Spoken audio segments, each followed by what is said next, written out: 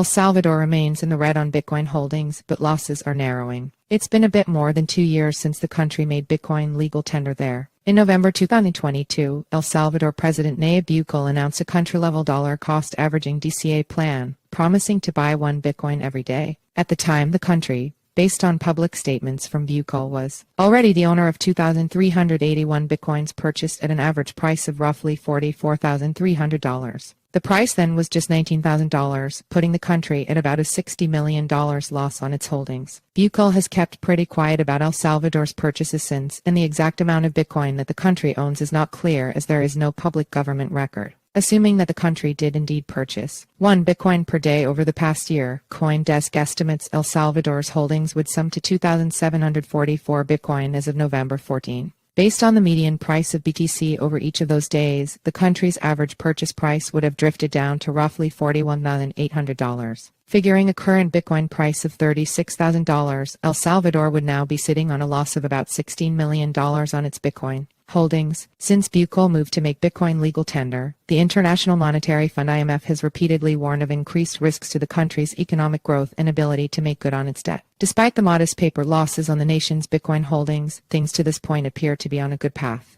El Salvador's bonds in mid-August had posted a 70% year-to-date return, with a number of big-name banks recommending that more gains were coming. The country's debt earlier this month was upgraded at S&P Global to B from CCC+.